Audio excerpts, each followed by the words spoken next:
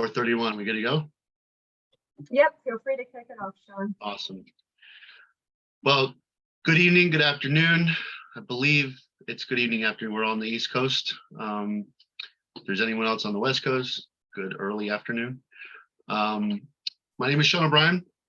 I am the New York Upstate board chairman for 2022 and 2023. And I just want to take a moment and, thank everybody for being able to attend and for everything that they've done over the last, well, definitely since the pandemic started, to get us where we are today. I'm pleased to welcome everyone to today's Gala event, virtual. We do apologize. This was supposed to be in person back in October, but due to all sorts of circumstances, we're going to postpone that, and hopefully we can set up an event in 2023 in person tied to the New York Green Building Conference, and that way we'll have a better forum to bring everyone together. And then the plan in discussion right now is that we would do a highlight of all of the awardees from 2022 at that as well. So keep that in your calendars as we progress into 2023. I just want to take a minute and sort of open up this gala with sort of where we are and how we got here. So the last gala that Upstate New York chapter community was held was in 2019. And since 2019, we all know what we've all lived through. So this was our first come back together and do in-person, virtual, and now we're virtual. So here we are. The process to select our awardees is through board discussion and recommendations by board members. We also reviewed all of the lead portfolio information that's available to us for highlights of projects. And from that, we created a selection committee, and that selection committee resulted in the awardees that we have in attendance tonight. The Kevin Stack Award, which is our Pinnacle Award, our annual Pinnacle Award, and we are lucky to have Mr. Stack join us this evening, and we will let him introduce the Kevin Stack awardee a little bit later in the program. That award has historically been selected by past awardees. And through that process and through the process this year, we've kind of revised what it meant to be a Kevin Stack awardee. And we'll get into that later on in the program as well. So some big changes happening 2022. And on a broader note, just sort of the intersecting challenges that we've all been dealing with the rise of inequalities, divergent economic recoveries from COVID-19, the conflicts that are happening around the world, the rise in awareness of climate crisis, what that really has meant to the global population and the jeopardy of the significant gains we've made over the past decades. It's really sort of the underlying point, we'll call it a point, to identifying those who have succeeded in their leadership and environmental stewardship.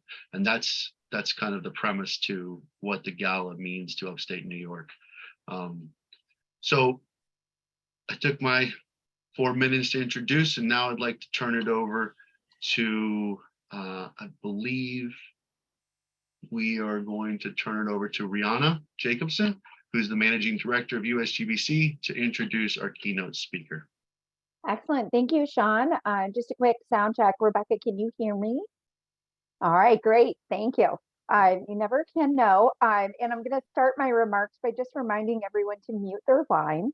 I think that we've all had some virtual events where we've had some break it through noise. And if you're like me, you might have house cats about, a fifth grader doing math and trombone practice, So breakthrough noise is a reality. So with that, Rhiannon Jacobson, I'm really happy to be here with you. As Sean mentioned, I am the Managing Director for USGBC's U.S. Market Transformation and Development team. I have the privilege of being able to work with amazing people like Monique and Rebecca and Nadia, who are really your team here for New York Upstate, as well as the entire Maine region. So that's our Middle Atlantic and New England. Before we get going, and really I want to make sure I don't take too much time away from our keynote speaker, Peter Templeton, but just a few messages, I think, from our team and really, as to where we're going. For one, I want to always lead with gratitude. So a huge thank you to my team members who I just mentioned for making this event possible and really ensuring that we're able to bring what I, want to always believe is going to be high quality programming and networking and convening opportunities for all of you. That, of course, goes hand in hand with a thank you to the volunteer leaders who also make this possible, from everything along the lines of selecting the award winners tonight to recruiting people to attend. And then, of course, to everybody who is on the line today, thank you for prioritizing an event like this. Thank you for your continued partnership and support of our mission, of really the people that make these opportunities possible. So where are we headed at USGBC? And you will certainly be hearing lots more from us. But as you know, we are here with you tonight digitally. We want to be with you next year in person. So please kind of watch for that, watch for opportunities that would include things like this gala, but then also other opportunities. There is so much strength in New York Upstate. We want to make sure that we're able to build upon really the people and the projects that have allowed the mission and the industry to be strong in your area, while also thinking about ways that we can expand that. So I would say one of the big challenge points that I want to, kind of put out there to everyone is, how do we begin to expand your tent? How do we make sure that next year, when we're able to come together in person, we've got even more people to celebrate? It's a little bit of a reminder on that line muting. Thank you. And really, thinking to ourselves, how can we do what we do, but even larger, even better, even more impactful? How do we include people who aren't in the conversation already? I'm thinking about things like equity and ensuring that we're really being inclusive, not exclusive. And I can tell you right now, there is so much excitement and innovation all throughout the country, and I'm positive also in New York Upstate. So happy to be here with you tonight. I look forward to working with you in the months and years to come. I am a 16-year veteran at USGBC, so it is wonderful to see so many familiar faces. It is also great to see some new ones, and I look forward to being with you in person as soon as possible. With that, it's my pleasure to turn things over to USGBC, GBCI, and ARC CEO and President, Mr. Peter Templeton. Peter, over to you. Thank you, Rhiannon. I very much appreciate that, and want to just start by echoing your thanks to everyone who has made tonight's event possible. So really appreciate everyone who has pulled it together. Thank you, Sean, and to the entire Market Leadership Advisory Board for inviting me to take part in the USGBC New York Upstate Leadership Awards Gala. I'm truly delighted to join you and be here to congratulate and celebrate this year's list of outstanding awardees. Really do look forward to having the opportunity to see each other in person again soon, but glad that we're able to come together tonight for this celebration, which is really about recognizing leadership in the green building community. We, of course, see that leadership in all of these individuals, the projects and initiatives and organizations and municipalities that we're going to be celebrating tonight. And we're here to celebrate their successes that they've achieved and the example that they have set for all of us. We're really just thrilled to be able to highlight, the work that they're doing. It showcases not only the challenges before us and the critical need for action, but also paths to overcoming them. They've demonstrated the potential for positive change, which is a hallmark of the green building community, and represented, the entire green building movement in the work that they are doing and the successes that they're achieving.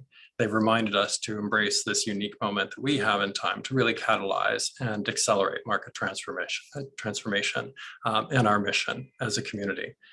So I am really looking forward to tonight's celebration and hearing from the awardees and from others across the community as well. but want to remind everyone that we are really part of a global effort to try to address the challenges of climate change. And I think the timing of tonight's event is particularly noteworthy because we're here in a week we'll be wrapping up COP27 meetings in Egypt with all of the heightened warnings about the impacts of climate crisis and renewed pledges to address them. But those reminders are really all around us. And we, of course, see that every day. We're confronted with the changes to our planet and the threats that are facing our community. And what we know in this work that we are doing here is that the real need is for action. And that is what we are about. I'm not sure if any of you were able to join us for Greenbuild, but we talked about some of the recent updates that are coming forth that are really driving the globe's attention to the need for action. But it's a conversation that we have been leading for now almost 3 decades. The latest emissions gap report that was just issued by the UN Environment Program was another clear wake-up call, highlighting the distance between our current trajectory and our goals. And it states that only an urgent system-wide transformation can avoid climate disaster. We must reduce emissions another 45% below current projections in a moment when CO2 emissions from building operations have reached an all-time high in 2021 and building energy demand has continued to grow. The lead authors of this study say that we must reimagine society to overcome these challenges. But as I shared in response at Greenbuild earlier this month, the green building community has not only reimagined it, we've started building it. And examples are all around us. And that's the reason for our celebration tonight. As you are well aware, and we'll hear more about tonight, New York is leading the charge in many ways. Just last month, with the introduction of the Executive Order 22, which directs states agencies to adopt sustainability and decarbonization programs, thereby improving efficiency and ultimately decarbonizing buildings, will help us reduce statewide greenhouse gas emissions and meet goals under the Climate Leadership and Community Protection Act. This is critically important momentum to have the support across all state agencies to be driving this effort and help set an example from the public sector that we want to see represented in actions across the private sector in the state and globally. So New York State's Climate Act is among the most ambitious climate laws in the world and requires New York to reduce economy-wide greenhouse gas emissions 40% by 2030, no less than 85% by 2050 from the 1990 levels. So that law creates the Climate Action Council, which is charged with developing its scoping plan and recommendations to meet those targets and place New York on a path towards carbon neutrality. This is really at the front edge, the leading edge of the work that we want to see replicated around the globe. So these state level policies and investments, we're excited that are being further strengthened by the federal support that's coming online and the funding behind it that's encouraging leading states like New York to really take on these activities and to help position us as leaders here and around the country and around the globe. Your leadership in New York is going to serve as that model for other states and jurisdictions worldwide for others to follow. I also want to highlight the fact that we should be leaning into this moment as a community because there are these initiatives and these investments that are being made at the local, regional, and national level, and certainly the global commitments that I just talked about taking place at COP. But here in the US, the Inflation Reduction Act presents an enormous opportunity for our community, both in terms of efforts in the commercial and residential sectors. So the law's building provisions are poised to drive billions of dollars in activity in our space, whether it's stimulating energy efficiency investments, implementing modern codes and standards, financing new technologies, or upgrading the federal buildings portfolio itself. The law includes numerous tax credits and direct incentives to support green building. And many of you are probably already aware of this, but we want to make sure that our entire community is leaning into the opportunities that it presents. The bill significantly expands on tax credits for existing buildings and multifamily residential projects. It includes $27 billion to finance clean energy technologies such as battery storage, heat pumps, and weatherization, and has a strong focus on investments that support low-income or disadvantaged communities, both in economic development and climate mitigation. It positions the federal government to be a leader in greening its own facilities, as I just mentioned. And it includes $250 million for EPDs to verify the embodied emissions of construction materials, as well as funding significant homeowner tax credits and workforce development training to further advance clean energy and green building. This historic investment is going to help shape the built environment for decades to come. And it's a huge opportunity for those of us who have been working in this field, position ourselves as leaders and really chart the course moving forward. At Greenbuild at the beginning of this month, Administrator Robin Carnahan of the U.S. General Services Administration announced a commitment that none of the $3 billion allocated to GSA in the Inflation Reduction Act will be used for fossil fuel-based equipment. This is a huge announcement. We're of course honored that it took place in the context of Greenbuild.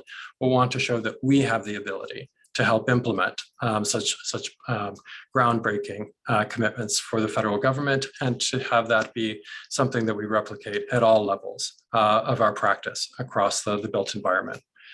The federal government isn't the only one making these large commitments on a massive scale. Blackstone, who also joined us with Dr. Jean Rogers, their global head of ESG at Greenbuild, is the world's largest owner of commercial real estate globally. And they had set a target of reducing carbon emissions by 15% in aggregate on new investments where Blackstone controls energy use in the first year of ownership, in the first 3 years of ownership. So across their entire portfolio, every new asset that they are bringing online, they're looking at the opportunities to reduce their emissions, and looking at that, of course, in terms of their expanded existing portfolio as well as new acquisitions. So we heard from Jean Rogers about how she's looking to advance that work across the 12,000 assets that they own as a real estate owner. They've invested $3 billion in the largest private renewable energy company in North America, $500 million in one of the world's largest manufacturers of utility scale solar technology. And they're shifting from a building by building approach to thinking about resilience in a systemic manner across their entire portfolio. So when we're seeing private sector leaders and federal sector leaders leaning into this opportunity, we know that we need to be there to lend our expertise, our capabilities, our know-how to help them achieve these ambitious goals. It really is that type of a systematic thinking that's exactly where USGBC and GBCI are headed as well. Earlier this year, the boards of USGBC and GBCI issued a joint statement about the importance of the future of LEED and the need to prioritize mobilizing action at scale. Throughout our history, we've promoted immediate actions to help bridge the distance to far off commitments and goals. The magnitudes of the challenges we're facing require us to apply our experience across entire portfolios and organizations. We need to leverage all opportunities for improvement to accelerate progress towards meeting these commitments to climate action, to health, and equity in the built environment. We know that as a global community, we have shifted the entire building industry before, and that we can and will do it again on an even larger and more ambitious scale. This is a moment unlike any that we have seen in the nearly 30 years of USGBC's history. And this moment requires us to be at our best, our most focused, and our most nimble. We must engage our entire community as well as partners and experts from across our industry and beyond our industry to bring us closer to realizing healthy, resilient, net zero buildings and communities for all. We must leverage the momentum behind green finance and ESG goals to turn commitments into actions by organizations, by cities, and communities. We must continue to set the pace for the industry with proven and tested solutions for meeting global climate and health challenges and ESG goals and performance expectations. And as ESG commitments define new priorities for corporations, governments, and institutions, we must align our work accordingly and demonstrate clearly green buildings' contributions towards achieving them. We will support greater transparency and accountability to validate progress towards achievement of these commitments as a fundamental tenet of our work.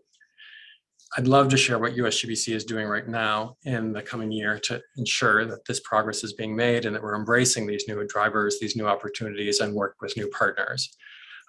So those of you that have been tracking our work and the announcements coming out of Greenbuild in this past month have heard that we've just announced updates to LEED version 4 requirements to directly address greenhouse gas emissions and climate change through energy performance and emissions reductions.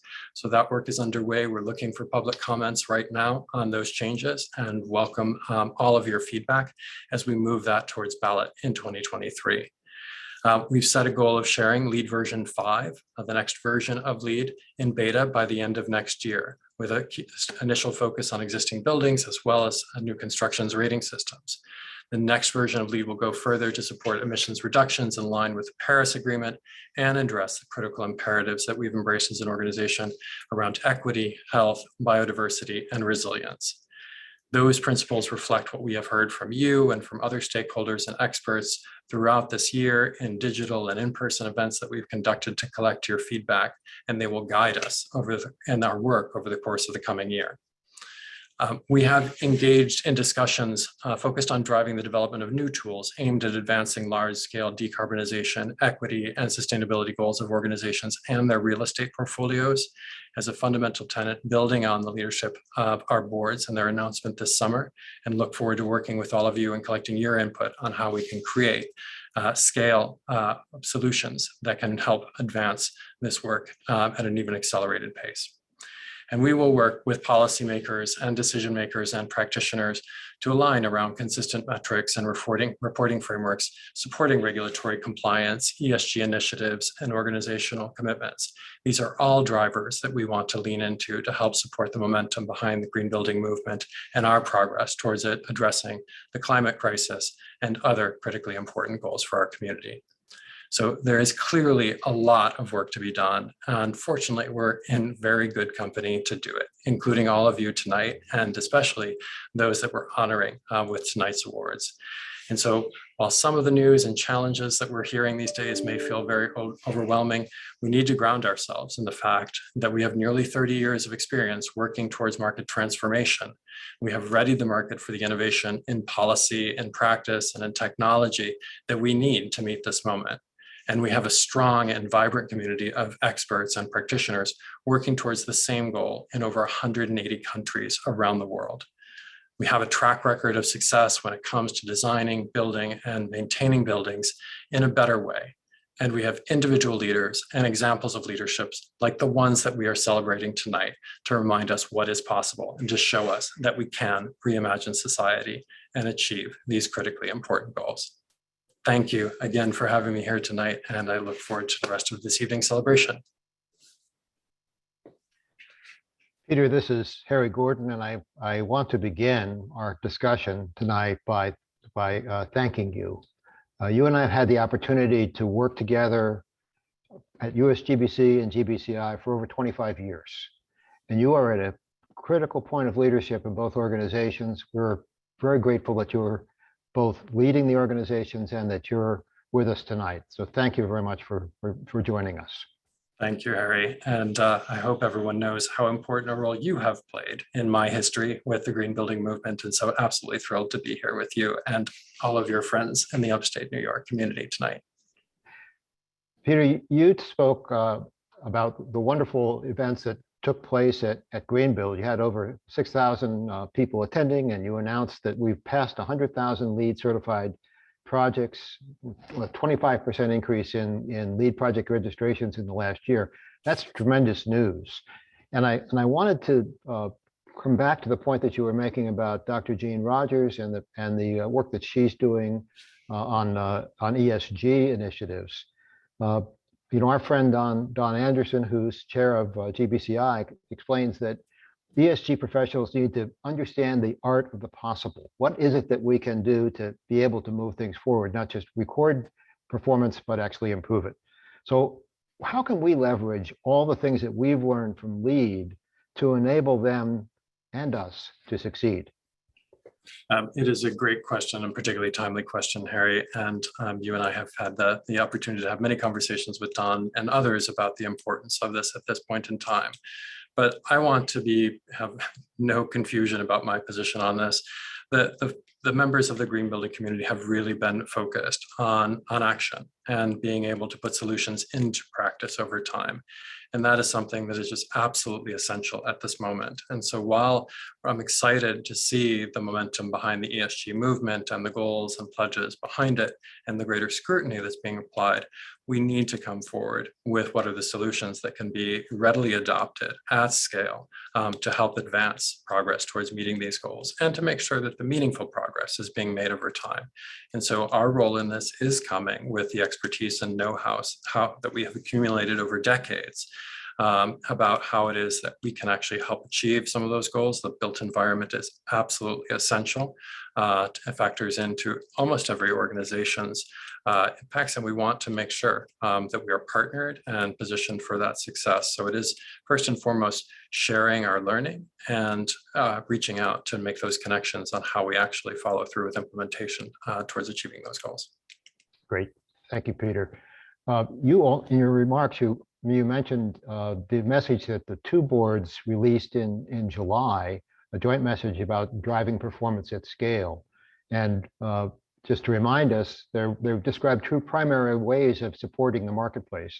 First, LEED is the global leader. It's the premier platform for certifying excellence in individual green buildings. But in addition to that, we have the opportunity with cities, communities, and large building portfolios to benchmark performance and verify incremental aggregate improvement over time. So these are two components that are, I think, very important. And what I wanted to ask you is, how can USGBC and GBCI expand our technical capacity and build new partnerships to enable us to continue leadership in these two critically important but very distinct markets? And a second question, how can an individual community like USGBC, New York Upstate, help you to succeed? Great. So first, I do want to make sure that everyone is understanding that we're looking to build, this is building on the work that we have been doing over our past 3 decades as an organization, and even longer as a green building movement. But that it is important that we look at the influence and the impact that we have accumulated over that period of time. And central to that is the fact that we have accumulated a body of knowledge that has been now tested, as you mentioned, on over 100,000 LEED certified projects and others that show proof of concept of what is possible. We want to be able to deploy that not just on the best of the best and the most innovative projects, but on every project to see where there are opportunities for improvement and how it is that we can engage with the decision makers around those opportunities and really advance and accelerate progress that we're making on challenges like GHG emissions and others that are going to require us not just working on headquarters offices and the best projects, but on every project. And so this is where I think we have the opportunity to expand in to reach a larger community. As Rhiannon and others mentioned, this does require us making new friends in the process and really leveraging our old friends in this process to their full expertise and know-how to really help us build the ranks that are going to be necessary to reach across every organization and the opportunities that exist across their portfolios. And so when I look at all of the USGBC members, the organizations at the local level and the national level, it is really tying into the network that we've established over that period of time and recognizing that there is the expertise. Rhiannon and I have been on several calls over the course of the past week where folks have talked about needing to ramp up capabilities of different sectors and segments of the market to be able to ensure that we can deliver on the expectations that we're setting. So this is very real. It's not new. We've spent a lot of time trying to make sure that we're bringing folks into the fold and helping equip them with the tools and know-how to be able to do that work effectively. But that's not coming from my office in Washington, D.C. That's coming from the conversations that every one of you are having with your clients and with your partners on different projects and initiatives that you're advancing. And so it does require us tapping into the broader network that's all the way from academia and the pipelines that they're creating of know-how and expertise, all the way through practitioners and organizations. It's the policymakers and everyone, and how it is that we can sort of all move in the same direction, align around some collective goals that we have, and mobilize ourselves to really deliver on them. Now, that's great. And I think, Peter, one of the things that you touched on is the fact that we have developed some terrific tools over the course of all these years. And one of those tools is the ARC platform, which now has over 7 billion square feet of buildings, which actually exceeds EPA's portfolio manager. So that really enables us to do a robust comparison of performance across different groups of buildings and see where there are common characteristics. So the first question I have there is, ARC includes almost all of our LEED projects and documents performance over time. Is it possible to use artificial intelligence to organize and categorize the LEED portfolio, figure out what things have been successful, what common elements might apply to certain kinds of buildings, and be able to move those forward? So clearly you've been spending time with members of our ARC team because we are very focused on how it is that we leverage all of the technology assets at our disposal to be able to really unleash the power. And this is, again, not news to members of this community, but being equipped with knowledge about the performance of projects is empowering. And we want to make sure that we are enabling people to make better decisions by having ready access to this information, and that information can travel from one decision maker to another decision maker in a blockchain, if you will. So we want to make sure that there's a verification and assurance behind that. Some of that can be achieved with artificial intelligence. Obviously, some of that is achieved through the verification of work that we do in certification and verification exercises that we perform with USGBC and GBCI. But we want to make sure that we're looking at the opportunities to accelerate that and expand that at the scale that we're now talking about, with engaging across entire portfolios, where we can have access around information that's going to be needed to tie into regulatory compliance around some more progressive regulation that we're seeing, as well as corporate commitments, et cetera. So to have that information, reliable information at your fingertips, focus the attention on where there's the greatest need for improvement, be able to take actions and see real-time results on that progress being made is just truly exciting. And we're looking at all of the opportunities to accelerate progress on that front. That's really great. And speaking of exciting, during Green Build, you announced a expansion of the strategic partnership with IWBI, and explained that beginning in 2023, the partnership would streamline the process for dual certification of LEED and WELL. So I'm interested to know your thoughts. Green Business Certification, Inc., that I've been closely associated with, has provided the third-party certification that's key to both LEED and WELL. So how do you envision the certification documentation and review process changing so that it can facilitate dual certification? That's great. And we're very excited about this as well. So it starts with having clear crosswalks of where the two standards align most directly, and identifying how it is that we can leverage the work that's being done on one to the benefit of another. So for projects that are looking to use both certifications, it really is trying to streamline the documentation process and also the timing of the reviews.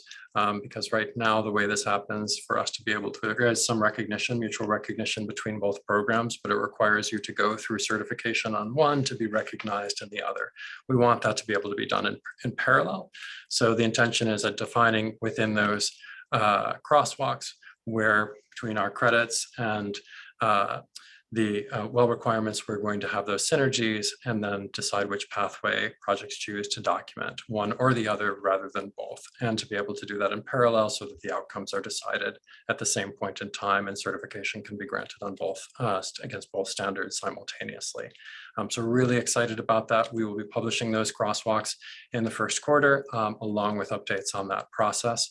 But that is something that we're very excited to be able to move forward, and know that we've already heard a very strong response from project teams that are excited to work with us on that pathway. Yeah, that's great. And I don't know if you were able to be with us at this point, but a little early in our meeting tonight, Rick Fedrisi from IWBI was in our conversation, and he's really looking forward to the dual certification as well. And so that leads me to my next question, which is, can USGBC and IWBI expect a closer working relationship in the future? And do you think we could ever co-sponsor events, for example? Yes, this is very prescient.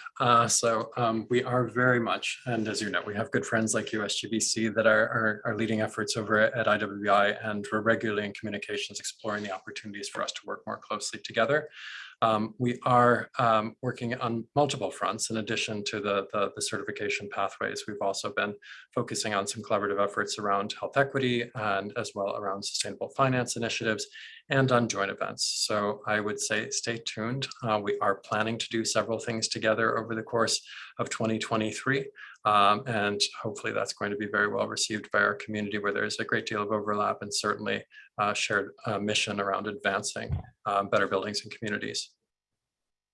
I think that's a lot to look forward to, and both of those standards are very well received in the marketplace, and they really in many ways complement each other. So I think that moving forward together makes a lot of sense. Absolutely. Peter, I want to return for a second to the Great Green Build conference that we had, and one of the things that I know you were interested in was Deanna Van Buren's masterclass on reimagining justice, and she spoke about using leadership in the built environment to reimagine regenerative prototypes and so forth. And I wondered if you could tell us what were some of the key ideas that resonated with you from her presentation. So I think for those that know Deanna's work, well, who don't know Deanna's work, I encourage you. There's a lot of information online about her work with designing spaces, where she's just really leveraging the full opportunity that we have to engage our communities and thinking differently about our approach. In her case, it is about addressing the criminal justice system and how it is that we act proactively rather than reactively, and that we re-envision our approach to issues and challenges like mass incarceration. And so fundamentally in her approach, I think it helps explain that there are opportunities for us to think differently about every project that we design and every community that we create. And so whether or not the goal is to address the criminal justice system and mass incarceration, or it is just to build a better community, there's a lot in her approach to that work with engaging community members effectively in conversations around what it is that we're ultimately trying to achieve through the work that we're doing that I think can translate very effectively. And as a LAPS planner, I certainly know that there are better things that we can do in building our communities for better outcomes. And so I appreciate folks that are challenging us to take those opportunities at the outset. That's great. We're nearly out of time, but I want to ask if any of the other participants have a question that they'd like to ask Peter. Hey, Harry, we have 2 questions in the chat. Do we want to start there first, maybe? Monique, that'd be great. Okay, excellent. So I can read the first question we received from Jody. Says that integrative process credit opened the conversation. How are we moving it forward throughout all industries and certainly all building and all building professions? Sorry, I see Jody here on screen. Jody, are you on mute, or did you want to add into that question? Yeah, I do want to add into that. Thank you so much, Peter. It's great to see you guys. My question is actually based around the fact that everyone talks about scaling solutions, but if we're really paying attention, we know that the solutions have to be essentialized to the project, the location, the capacity and the capabilities. Integrative process credit opened the discussion for getting to that thought process, but the thought process and the process itself hasn't changed. How is the work going forward going to help shift the process work so that we can get to real solutions and really use LEED well, appropriately and well? So some of the work that we're talking about in terms of scaling is, going beyond LEED and looking at different approaches and trying to make sure that we're looking across entire portfolios and entire organizations. And so actually the point that you made about integrative process is one that I appreciate here very much, because I do think that integrative process as a whole challenges us to think just beyond the individual project. We do embrace how it is that we approach our work and changes that are, systemic and potentially enduring about how we approach the next project and the next engagement we have with partners and team members. And so there is a lot that we're looking at here, that what is it that we can do to change the system, not just the outcome. And so I think that that is part of the thinking. I don't want to pretend that we're further along than we are when we're talking about portfolio and organization-wide work, what we're trying to do, but it is coming into that conversation saying, we want to equip folks to make better decisions, as I just mentioned, and decisions that are going to affect the opportunity across their entire portfolios to make progress, as opposed to just honing in on individual projects that have the potential to be great. Let's look at all the projects that have the potential to be better. And so a lot of it is just changing the mindset and the thinking and providing tools that are going to help them measure and track progress towards that. So I know that that doesn't necessarily get exactly to the point that you're asking here in terms of how it is that we go back to fundamentally address that. But I'm hoping by adding some approaches to the mix, we challenge how we've been doing our own work and approaches on other tools that we've created in the past. Awesome.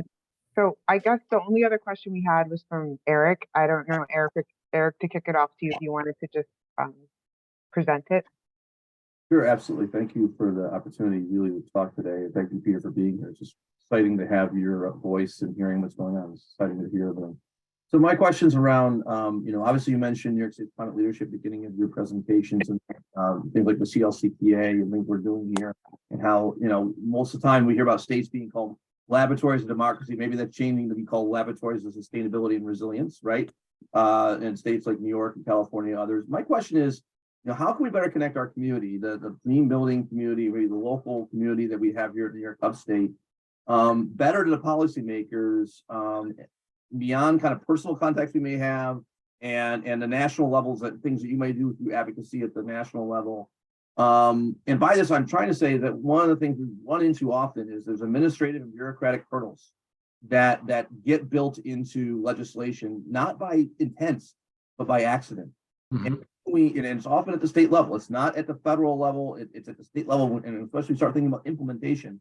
How can we make a better way of connecting those things, us connecting to them, so they have us as a resource, so that as we run into these challenges, we start thinking about implementing, and as we talk about doing it at scale, we don't have a bureaucratic or administrative hurdle that really just backs to kind of the thing Jody was asking, that really gets back to the core of what we're trying to do.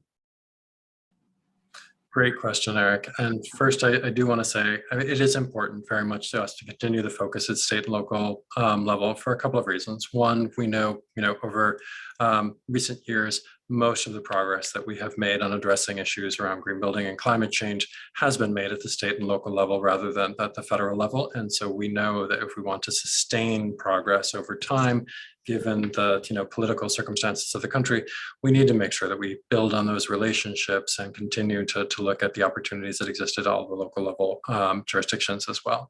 And two, the points that I made about the Inflation Reduction Act and Build Back Better, all that funding is largely being delivered through state and local entities. So the momentum that's being built up and the capabilities that are being built up are going to be deployed through local governments. And we want to make sure that we're helping them to make informed decisions around how their policies evolve and how they implement programs just to leverage that funding, both for the private sector and for the public sector. A big piece that we can do here is always think about us as a larger network.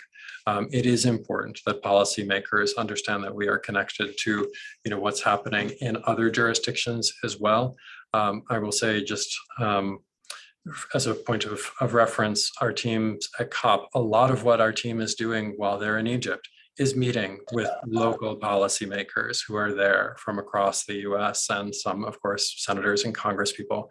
But they're also trying to tie in to tell those stories and make connections between them. Most policymakers, when we talk about mayors, when we talk about state representatives, city council members, are part of larger networks that we can help support at that network level, not just at the local level. And so showing that you as a local community member are connected into the conversation, have visibility to what's happening in other progressive jurisdictions that are advancing programs and initiatives can be seen as a value add. And so that's part of what we want to position our network better to do. We are planning to do some exercises around this in 2023, specifically focused on state and local policy initiatives and how we can best equip our broader network to exercise that. We will invest in building out our own team to be able to support some of that work. So tying in with the local team members like Monique and others that you're working with, into our policy team can also be helpful on that front. But we very much want to establish the relationship as we are a resource and we're sort of part of that connective tissue that can help tie policymakers to what's happening in terms of the most progressive movement and the most successful policy initiatives in other jurisdictions around the world, not just in the country, but around the world. Peter, I want to thank you. This has been a tremendous discussion to have with you, and you've been very generous with your time tonight. So thank you so much for being with us and for supporting our community in upstate New York. One of the exciting things coming up next are the awards themselves. So I'm going to turn it back to Monique and let's move forward. Thank you very much. Thank you both. Thanks, everyone. I'm going to pass it off to Rebecca to keep us on track and moving forward. All right, thank you. Thank you so much, Peter. That was great to hear from you. So I am going to start it off. Sean will be presenting our first award, but I am just going to ask everybody to please turn their camera on if they're able to, just to create a sense of being together. You know, as Sean had mentioned at the beginning, we were not able to meet in person for this gala as it was originally planned. So it would be nice to have everybody's faces, you know, on the screen as we are going through the award presentation. So I will pass it over to Sean. Thanks, Rebecca. So our first awardee is the City of Ithaca. And on behalf of USGBC New York Upstate, we want to provide congratulations to being selected for the 2022 Community Climate Champion Award. So this award is given to the community who demonstrates the successful implementation of an exceptional and innovative program that improves the sustainable design and/or operation of the built environment.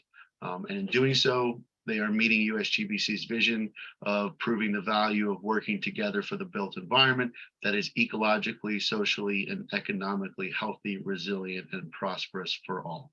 So this will be accepted by Rebecca Evans, and thank you very much, Rebecca.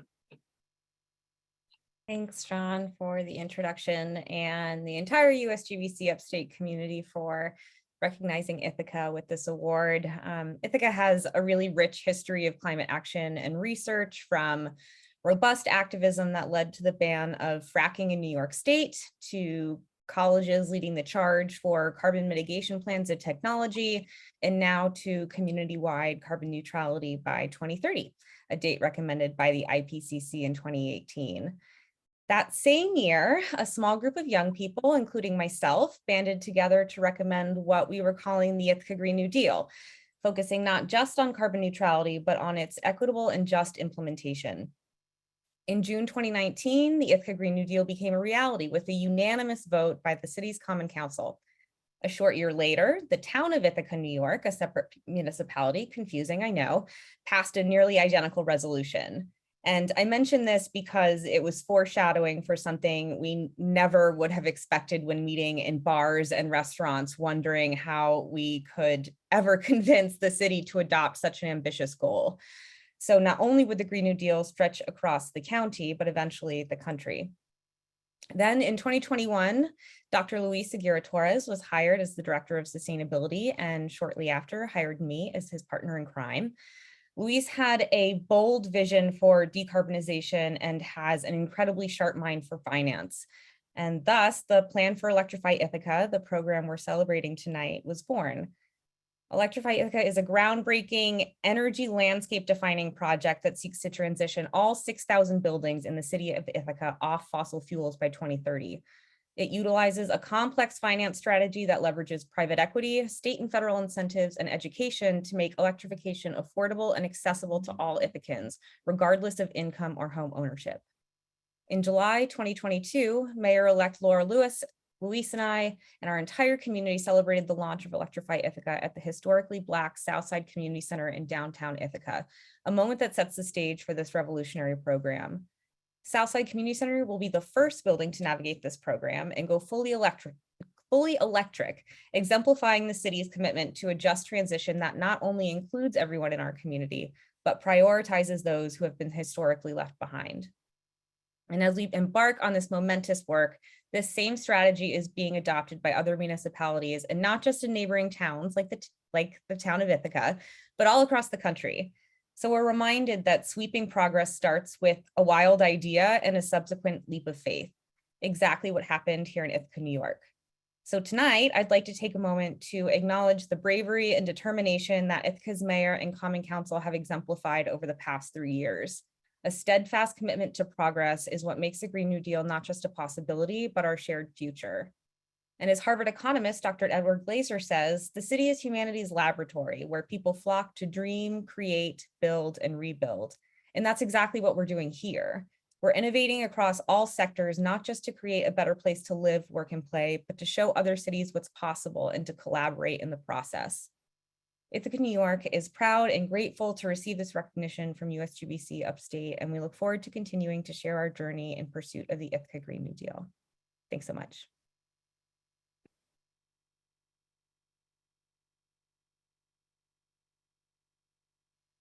Thank you, Rebecca. That was great.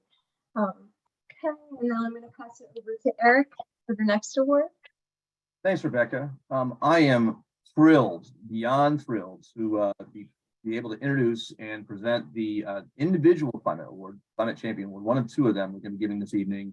Dazzle Ekblad. For those that don't know, Dazzle Ekblad is a climate policy analyst for New York State Department of Environmental Conservation. She's been in that position since 2014.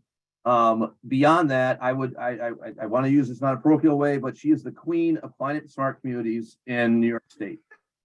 This program has been dynamic, it has been powerful, and she has made a huge impact on communities across New York State, downstate, in the urban greens area, especially across Long Island, and certainly here in New York Upstate. And I am proud to have been able to work with her on several community efforts, and even promoting and looking at USGBC's Lead for Communities program, Lead for Cities program, that we did a joint webinar as part of Climate Smart Communities some time ago.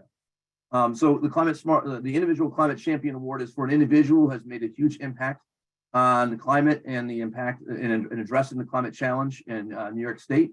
And I am beyond, again, proud to turn the floor over to Dazzle Ekblad to talk a little bit about what she does and all the great things that she's doing with this program for us across New York State. So Dazzle, the floor is yours. Thank you very much, Eric.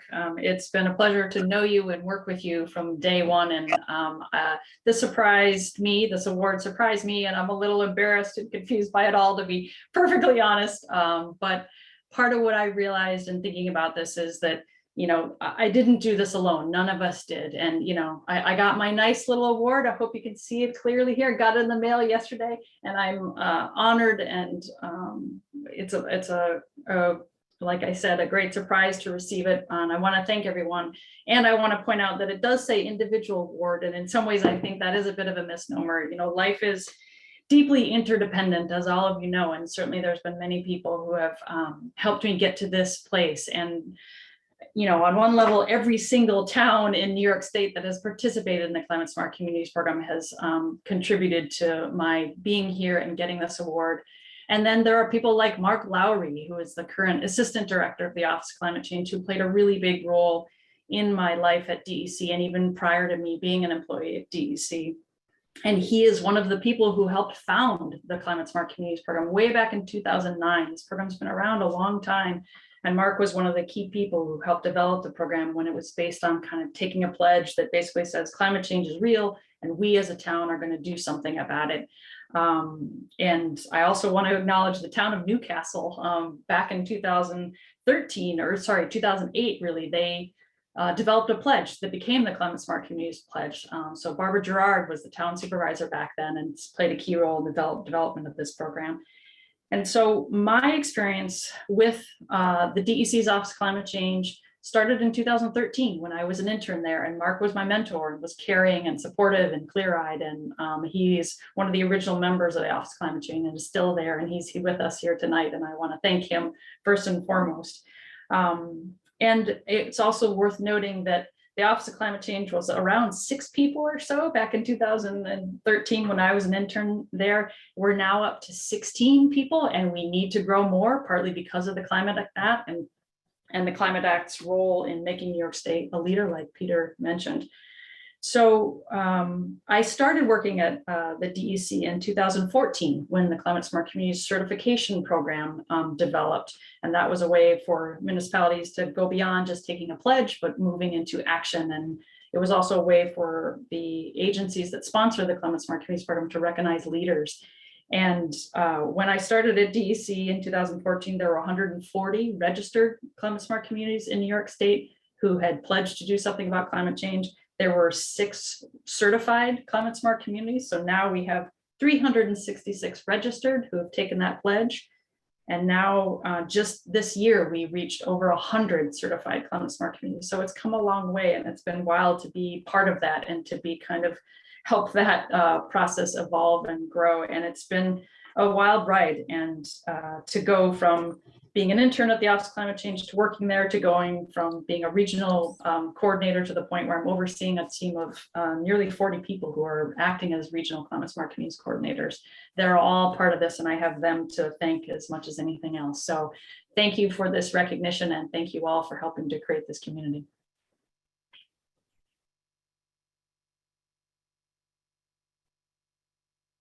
Thank you so much, Dazzle. Thank you. Okay, so I'm going to pass it over to Hannah to introduce the next award. Thanks, Rebecca. Good evening, all. I'm excited to announce another winner of the 2022 Individual Climate Champion Award. The winner of the Individual Climate Champion Award is Kelly Tyler. Kelly is the Director of Communities and Local Government at NYSERDA, where she leads the Clean Energy Communities program. This program boasts nearly 800 participating communities in New York State and has resulted in 3,200 clean energy actions. Some examples of high impact actions supported by the program include community solar, clean heating and cooling, energy efficiency, and clean energy policy. In addition to her work at NYSERDA, Kelly also co-chairs the Sustainable States Network, which connects 15 members statewide in supporting local government sustainability, climate, and clean energy work. Congratulations, Kelly Tyler.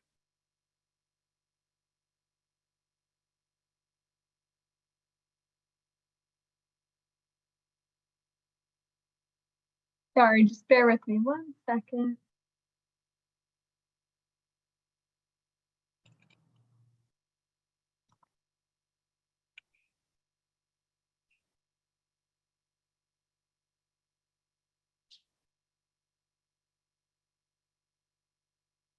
Rebecca, I'm not getting sound. There's Oh, a little no. there's a little function that says the play through for the audio. I think you have to get that. Sorry, just bear with No me. problem. It's always one of those things that you have to double check and say, is it working? Okay. Nadia, where did you say to click that? All right. Let me see. I'm not sure where the function is. You know what? I'm here. This is Kelly. If you just want me to kind of chime in. Okay, sorry, Kelly. I know we planned on doing the recording, but Yeah, no problem. Hi, everybody. Again, Kelly Tyler here. I'm actually having back surgery tomorrow, so I wasn't sure if I was going to be able to be here in person versus the video there. So first off, again, Kelly Tyler, I'm Director of Communities and Local Governments for NYSERDA. And I just want to say that I'm certainly flattered and honored to receive this recognition and this Climate Champion Award. Thank you so much to the U.S. Green Building Council. It's truly an honor. So my NYSERDA team, which really also stands with me with this recognition, leads the development and implementation of several clean energy initiatives that we work with local governments and community stakeholders that drive greenhouse gas emission reductions within our own communities. Our signature program, which is called Clean Energy Communities, is really an initiative that we've identified clean energy actions, and we've created clear pathways and guidance for completing these activities followed up by funding and recognition to really showcase those local government leadership. Some of the actions, some additional actions that are included in the program are things like the adoption of clean energy policies, like commercial pace, benchmarking of municipal facilities and stretch codes, all of which encourage energy efficiency in buildings. And other examples include community campaigns that encourage the adoption of renewable energy and energy efficiency at the residential level, community choice aggregation, clean energy upgrades, and certainly installing clean heating and cooling technologies. Through our program, I'm really most excited that we've got nearly 800 communities that are participating, and that's meaning that they have completed at least one of our high impact actions. So it's really exciting to say that nearly half of New York's 1,600 municipalities, that's towns, villages, cities, and counties, are striving to make their environmental, are striving to make an environmental difference. And the population that they represent is really 90% of the state's population. So we're working with a lot of communities that have people that are using energy, that have the opportunity to really make a difference. So I'm just certainly proud of what our clean energy communities has accomplished, as well as the NYSERDA team and our contractors that have made it happen. This honor is truly a reflection of local government's ability to influence change within their communities. And just a wholehearted thank you again to the USGBC for recognizing me for this honor. And certainly, more importantly, thank you for recognizing the efforts and impacts that local governments can achieve and the differences that we can work, that we can really make all together. That's state government, that's, public and private partnerships working together. So thank you very much for the award here tonight. Thank you, Kelly. And once again, thank you for delivering that live. I apologize about the technical. I'm glad to be here. Thank you. Thank you. And good luck tomorrow. Yes. Best of luck with your surgery. It's my birthday too, tomorrow. So it's like a birthday. Happy early birthday. Happy birthday. Okay, I'll pass it back over to Sean now to present the next award. Well, I'm going to give a little bit of kudos to Kelly for sort of preempting this award as well. So this is the award given to Canandaigua, the city of Canandaigua. On behalf of USGBC, we'd like to congratulate you for being the 2022 Clean Energy Community Champion Award. And again, this award is given to the individual community demonstrates successful implementation of an exceptional and innovative program that improves the sustainable design and or operations of the built environment in that community. And this is the NYSERDA Clean Energy Community. And I just want to take a second to highlight. So according to what Kelly was just referring to, the actions and high impact actions that Canandaigua was able to achieve were in benchmarking, climate smart community certification, community choice aggregation, energy code enforcement training, and 12 other actions completed to achieve 5,300 points earned. So kudos to all of the efforts by the community and working through and with NYSERDA. So Mr. Thomas Line, congratulations, sir. All right, thank you. So I'm very honored to be able to represent the city of Canandaigua and the hard work of our city staff, volunteers, and as well as policymakers. As the previous slide highlighted, we have completed 12 different action items, including the CPACE, which we've done a number of local projects to allow commercial and nonprofits to make investments in improvements. We have done, did want to highlight, we put in a solar array, which was on an old transfer station, and we partnered with a private entity, and that project should save us about $3,500,000 and it's providing power for about 94% of our current energy needs, and cut our greenhouse gas emissions within the first year of about 80%. Our streetlight conversion that we did back in 2017 should save us 526,000 kilowatt hours, or $224,000, which we now, through our purchase agreement, allowed us to make energy improvements in our city hall, fire department, and police station, all funded through the gap in that. Our community choice aggregation program that we've done allows residents to get energy from 100% renewable sources. We currently are partnering with 2 other communities in the Finger Lakes area and have expectations to expand that program in the future. And the final thing that I wanted to highlight is at the end of 2021, we did implement a stretch energy code to encourage or to require higher energy standards than currently New York State requires. Once again, thank you for the award. Great, thank you, Thomas. And I'm going to pass it back over to Hannah now. Thanks, Rebecca. I will now introduce the winner of the 2022 LEED Commercial Interiors Award.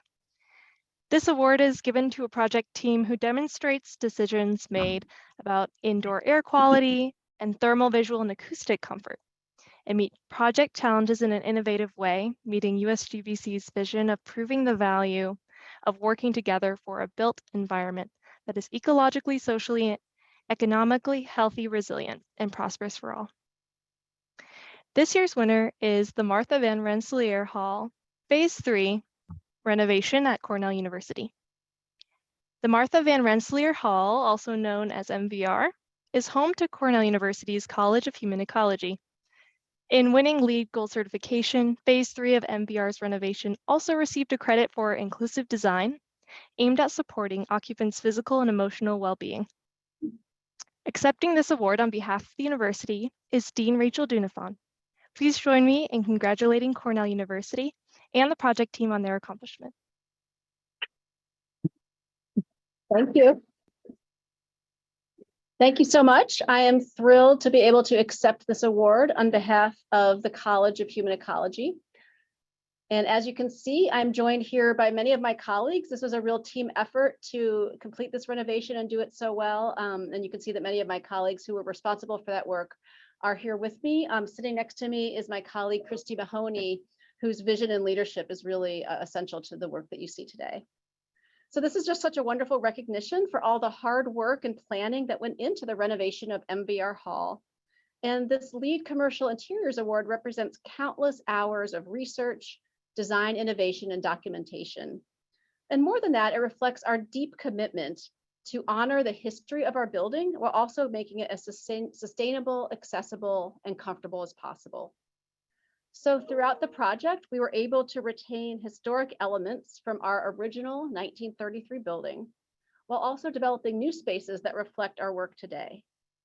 So many features were updated with modern building technology, and also many architectural elements were preserved, including what you can see on the left, the black and white checkerboard square, the crown and chair rail moldings, and the beautiful wooden doors in the building. The original Art Deco light fixtures in our auditorium were restored, and new modern light fixtures were chosen to complement them. Throughout the project, the team made numerous decisions to improve indoor air quality and thermal, visual, and acoustic comfort in the building. They used low-emitting materials, including the paint and flooring. All heating and cooling equipment was chosen to provide the best energy efficiency while maintaining comfort. This project takes advantage of the university's lake source cooling system, which reduces the impact on the environment. And all rooms were equipped with variable lighting controls with occupancy and vacancy sensors. And the amount of natural light was increased throughout the building, which increases our energy savings. Many classic pieces of furniture were also given new life and greater visibility through the project, or even used as some examples in our design classes that we teach here. More than half of the furniture in our building was reused from our existing inventory. And new furniture was made with FSC certified wood and upholstery made out of new and recyclable materials. As they mentioned, in addition to receiving this award for commercial interiors, this phase 3 of our renovation also received a credit for inclusive design, which is a first on Cornell's campus. And we worked with students in our human-centered design department who were instrumental in the process of allowing us to earn that designation. And we're really proud of serving as an example for future projects here at Cornell. There are many people who led us to this moment, and I would like to thank the State of New York University Construction Fund for funding this project. And that fund supports many programs that take place within the walls of these buildings, including 4-H, nutrition education, and more, serving New York State through the work that we do here. I'm also grateful for our university leadership, our fantastic facility services team, and our project team, many of whom are here today, including Davies Arinda, Christy Mahoney, Arthur Fives, and Matt Kozlowski. And I'd also like to thank our student interns who we worked with, Joanna Liu, Hiren Lee, and Yun Mi Ko, as well as our partners at the SLAM Collaborative Architecture firm, Emmy Engineering and Horizon Engineering. So thank you. This restoration of our building really illustrates our commitment to the philosophy originally set for the college almost 100 years ago, and the innovative multidisciplinary institution that we have become. By enhancing the quality, productivity, and the overall experience of all of us in MVR Hall, we feel that this really reflects our mission of improving human lives. Thank you so much. Great, thank you so much. And I'm so happy to see you guys there together. That makes me so happy. And, you know, hopefully in 2023, we'll be having celebration in person. So, but thank you for the sake of the awards for getting together. That's really nice to see. Okay, and now I'm going to pass it over to Monique to present the next award. Awesome, thanks, Rebecca. As a UP alumni, I have the pleasure of presenting this year's Green Building Legacy Award to the Townsend Hall renovation project at SUNY Buffalo. Go Bills. One of the unique features about this project is the rich history and the connection to the legacy of Harriet Townsend, a prominent figure in Buffalo's progressive movement. So today I'm going to pass it off, and I ask everyone to please join me in honoring Caitlin Ellis from the SWBR project team, who will be accepting this year's Green Building Legacy Award. UB's 4-story historic Townsend building, hall built in 1903, stood vacant for decades, awaiting a program that could fit its compact footprint. In 2015, the university determined that it needed to house administrative functions for either human resources, academic affairs, or VPs, so it had to be moved and ready for any of the three. SWBR conducted programming exercises to establish needs and wants to determine the best mix of offices, open workspaces, and private support spaces. So I will now pass it off to Caitlin. Thanks, Monique. We're super excited to receive the award. On behalf of the University at Buffalo, SWBR, and the rest of the design and construction team, I'd like to thank USGBC, New York Upstate, for recognizing the adaptive reuse renovation of Townsend Hall with the Green Building Legacy Award. It was an honor to work with the university to achieve their vision of revitalizing the historic South Campus core, an effort started in 2008. Townsend Hall had been the last of the historic South Campus buildings to be renovated after sitting vacant for over 3 decades. The 120-year-old building is named for Harriet A. Townsend, who founded the Women's Educational and Industrial Union of Buffalo in 1884. Harriet's organization was dedicated to promoting the material, moral, and intellectual welfare of the women of our city, and did so with lectures, classes, and vocational training in downtown Buffalo. Townsend has had several previous lives: a nurse's dormitory for the Erie County Almshouse, a biology building, a psychology building, and a general classroom building. Now, the vibrant, light-filled workspace of Townsend Hall is a LEED Gold home for the University at Buffalo's human resources. The university is proud of the transformation of another iconic building at UB, and doing so in a way that advances their climate action work and complements their master plan. Thank you again for recognizing the revitalization efforts at Townsend Hall with this award tonight. Thank you, Caitlin, and congratulations. Okay, next I'm going to pass it back over to Eric.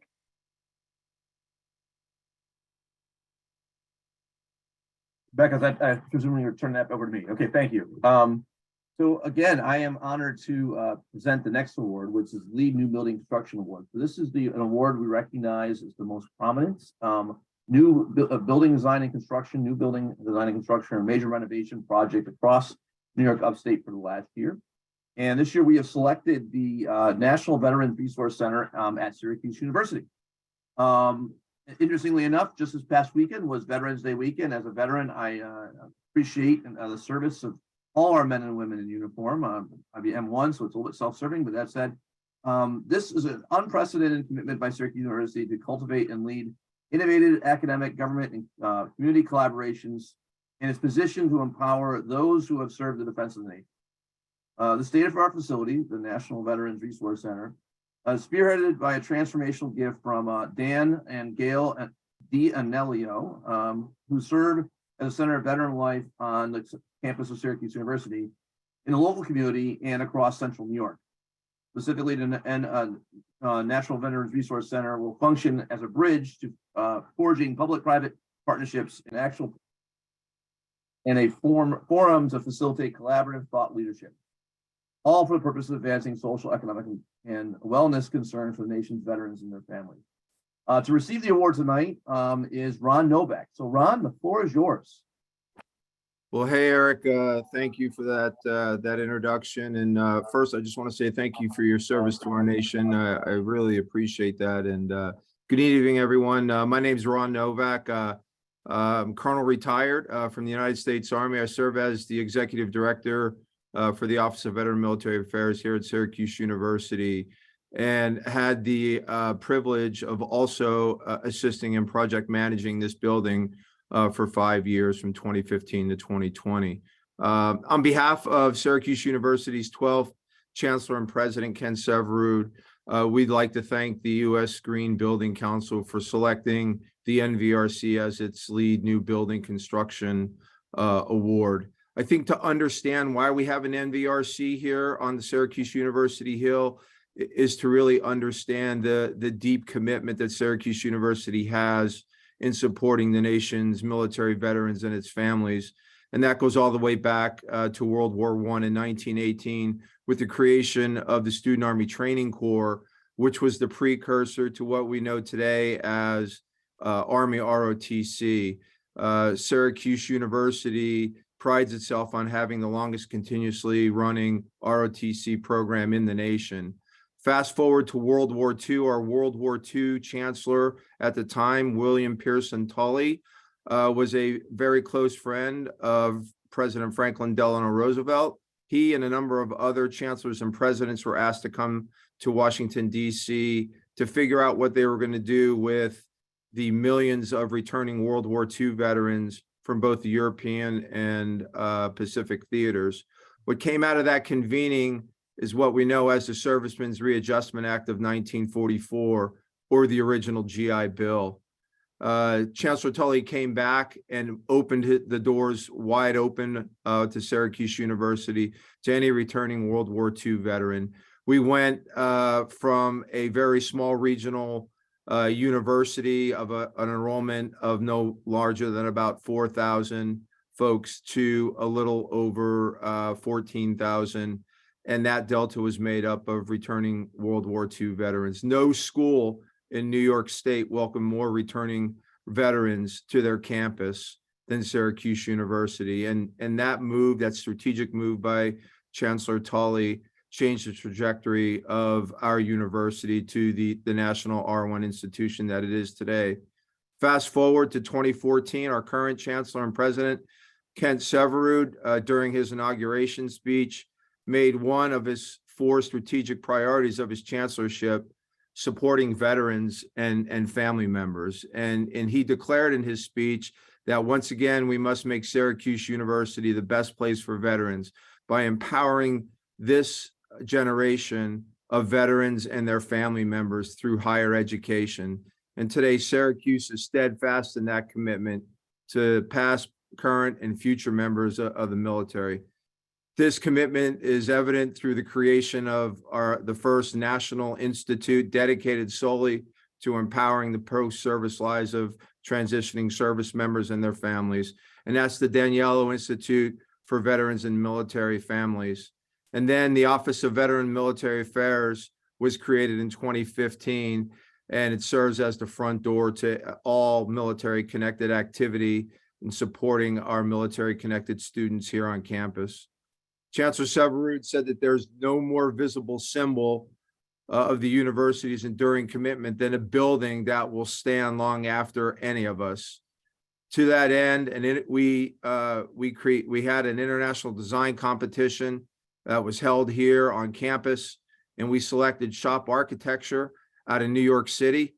They were chosen for their creativity, vision, and their ability to inject an inviting personality into a building designed to be welcoming, to be the welcoming introduction to all those who have served in defense of our nation, and really a gathering place to help bridge the civilian and military divide.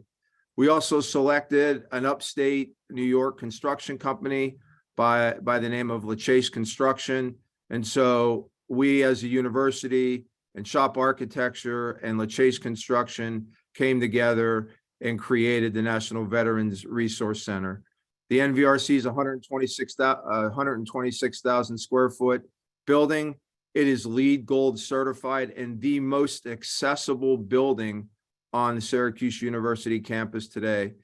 It houses both the OVMA, the IVMF, our 2 ROTC programs here on campus, a host of other military support offices.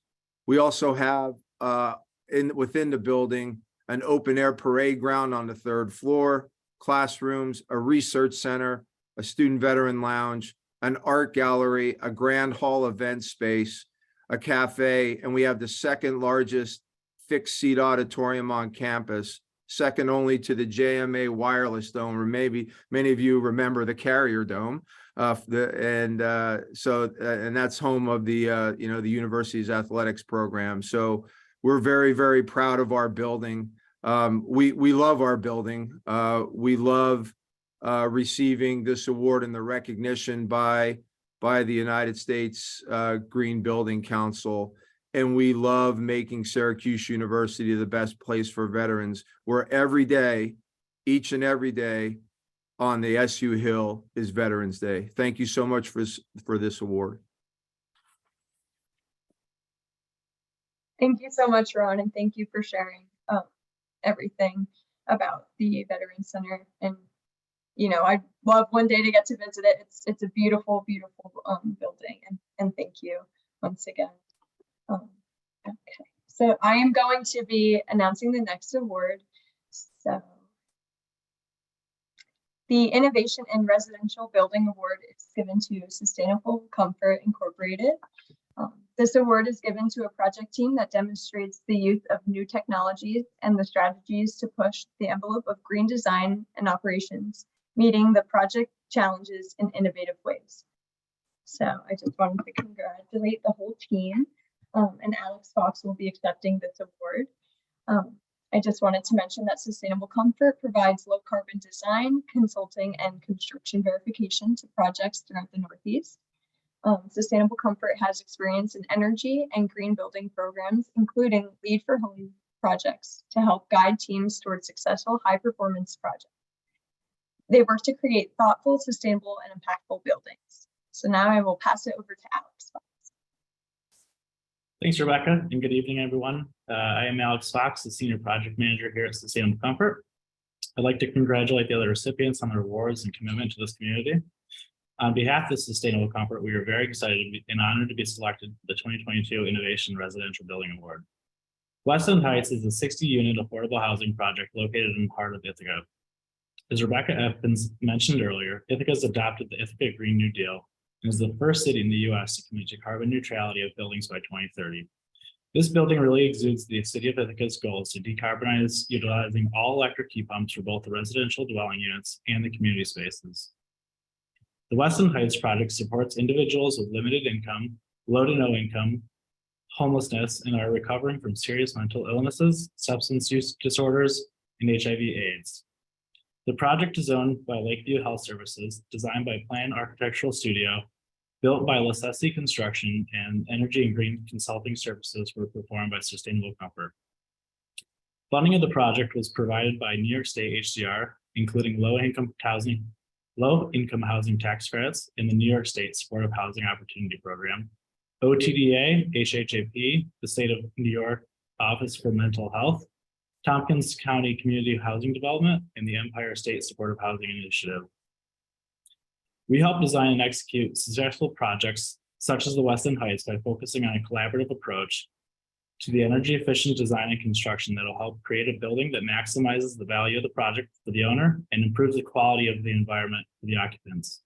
Our mission is for each project is to create a thoughtful, sustainable, and impactful environment for the communities we all call home. The West End Heights project was also a recipient of the 2022 Lead for Homes Award in the Outstanding Affordable Projects category. With this, I'd like to thank the USGBC Upstate for recognizing the West End Heights project and Sustainable Comfort with this award.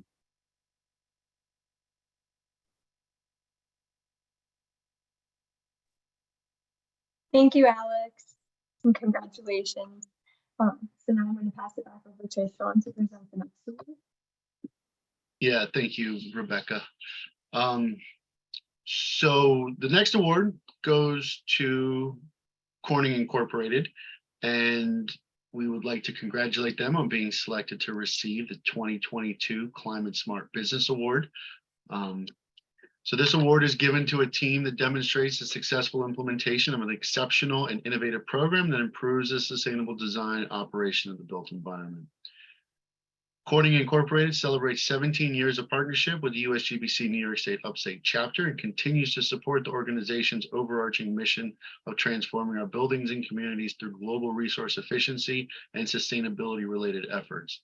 The Global Energy Management Team, a part of Corning's Manufacturing, Technology, and Engineering Division, has sustained this partnership by continuously evolving its focus and scope, thus contributing to a more healthy, socially responsible, and prosperous environment. This evolution includes the expansion of its team throughout 2021 and 2022, adding 4 sustainability environmental analysts focused on energy efficiency, renewable energy, water, and waste. The GEM team, the GEM team, also supports Corning in achieving its recently established greenhouse gas emissions reduction goals aligned with the Science Based Targets Initiative. So thank you, Hannah, for accepting this award on behalf of Corning, and congratulations to you and your entire team. Thank you, Sean. We also just received the award yesterday, so I have it here. Everyone, my name is Hannah Baghdadi, and I'm a Sustainability and Environmental Analyst in Corning's GEM group, Global Energy Management Group. On behalf of Corning Incorporated, I would like to thank the USGBC New York Upstate chapter for this award. USGBC New York Upstate is an organization dear to our hearts here at Corning. And for almost 2 decades, as Sean mentioned, Corning has fostered an unwavering partnership with the USGBC. Corning's Director, Global Energy, Patrick Jackson, inspired in part by Kevin Stack's vision, helped establish Corning as one of the chapter's founding members and continues to support the organization today, in part by encouraging me to serve on the USGBC New York Upstate Market Leadership Advisory Board, or MLAB. Since its founding, Patrick Jackson and JT Huffnagel, who's on the call, operations manager for GEM, have been especially instrumental in contributing to the USGBC Upstate New York chapter. JT and Patrick helped lead the educational committee of the MLAB, specializing in best practice sharing, educational programming, and community outreach efforts. Some specific examples include organizing a symposium around harmful algal blooms, educational sessions about impervious pavement and recycling, and finally, guest lectures at organizations such as Cornell University, Syracuse University, and Renovation. With a focus on resource minimization, Corning's GEM team has a similar mission and set of values to the USGBC. GEM is committed to reducing Corning's water, waste, energy, and greenhouse gas emissions. Some efforts Corning's GEM team have spearheaded over the last year have been recycling, renewable energy procurement, and energy efficiency projects. In late 2021 and early 2022, as Sean mentioned, GEM essentially doubled in size, hiring on practice leads to tackle all of these environmental initiatives. A little background about Corning. If you're not familiar, Corning is one of the world's leading innovators in materials science. For nearly 170 years, Corning has applied its unparalleled expertise in glass science, ceramic science, and optical physics to develop products that transform industries and enhance people's lives. Currently, Corning has 10 LEED certified buildings in the US and abroad. Some notable examples include the Optical Communications headquarters in North Carolina, our site in Taichung, Taiwan, our research campus, Sullivan Park, New York, and the Corning Museum of Glass. The Decker building, located in Corning, New York, was one of Corning's first LEED certified sites, and it also happens to be home to the GEM team and where I am standing now. Further, Corning has developed several more projects employing the principles of LEED. So on behalf of Corning Incorporated, thank you again to the USGBC New York Upstate chapter for this recognition. Thank you, Hannah. Okay, and I'm going to pass it back over to Monique now to present the next one. Thanks, Rebecca. This year's Green Building of the Year recipient reflects innovative planning and is a great example of moving to buildings with zero operating emissions. One of the building's most innovative features is its geothermal system. There are about 60 geothermal heat pumps throughout the building. Zero Place is a reference project for multifamily, mixed-use, net zero energy design and innovation. It has 46 residential units, 25 two-bedrooms, and 21 one-bedroom apartments, 5 affordable housing units, and 8,400 square feet of retail space.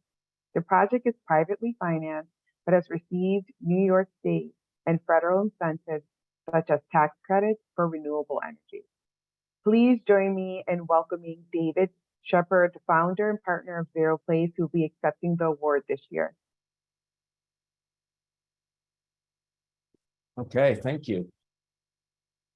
Well, we could not be more proud to be recognized for this award. It joins the growing number of accolades for our building, from the first winner of New York State's Building of Excellence Award in 2019, of course, our LEED Platinum status, and among the top 3 finishers for the ICF Builder Award this year. The final selectee to be made in January of next year. But these awards mean much more to us than just another nice plaque, as nice as this one is, with its inverted top heaviness that somehow remains balanced on our solar panels on the roof, or another trophy in the case. Rather, it's what they represent. That Zero Place is seen as an example of what can be done in the built environment to fundamentally change our relationship to energy and carbon through building electrification and ultra high efficiency. Every member of the Zero Place team believes deeply in that mission, and I can tell you directly as the founder that it was the driving force behind the project from its inception. So what does the project seek to achieve? By next spring, we will see if we've met our net zero energy goal and see if the 248 kilowatt solar system and 688 panels behind me has met its goal to provide all of the energy needs of the building to its 46 residential units, and possibly even to the 8,800 square feet of commercial space. NYSERDA is also independently monitoring the 15-well, first of a kind at this scale geothermal system built by Buffalo Geothermal and Jens Ponnekow there in Buffalo. This system is the greatest single innovation, perhaps, in the building, promising high efficiency heating and cooling and domestic hot water off of a single building-wide geothermal loop. I could go on and on about the ways in which we've combined many off-the-shelf technologies to reach this level of building performance, but I won't bore all the folks on the call with those details. I do want to recognize, though, the project team. First, I'd like to start with Affordable Housing Concepts and Keith Leibold and his son who founded the company. Miriam here is representing them, and they're the ones who actually put the bricks in place and built the building. Dave Toder of Boulder Architecture, who's on the call now, was the architect for the building and remains a partner of mine and for other projects of similar type.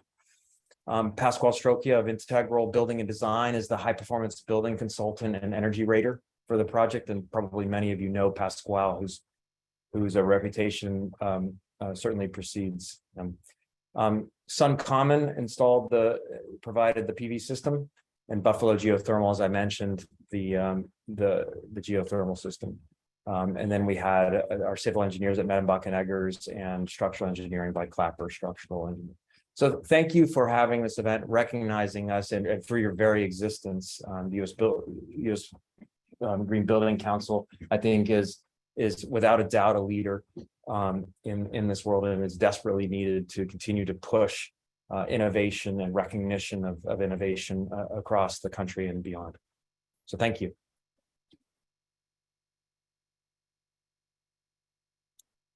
Great, thank you, David, and congratulations. I will pass it back over to Eric now. Rebecca, thank you. I am proud to announce our penultimate, so that's the ultimate award for the evening, but the penultimate award for the evening, the Judge's Choice Award.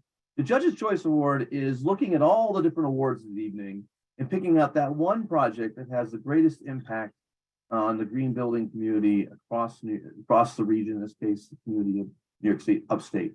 And we chose the project being the National Veterans Resource Center.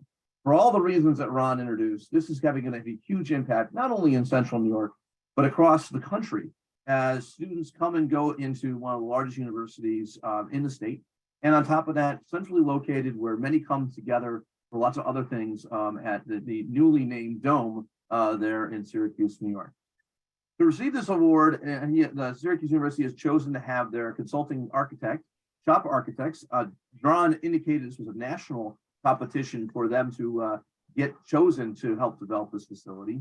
Shop Architects is a New York-based global design leader with iconic projects completed or underway across more than 72 million square feet on 5 continents. They work on amazing projects. You can think about them, for instance, 111 West 57th Street in Manhattan, to the Puerto Rico Tower in Rotterdam, to the Uber headquarters in San Francisco. You could name it. They're across the world doing really dynamic projects, doing amazing things.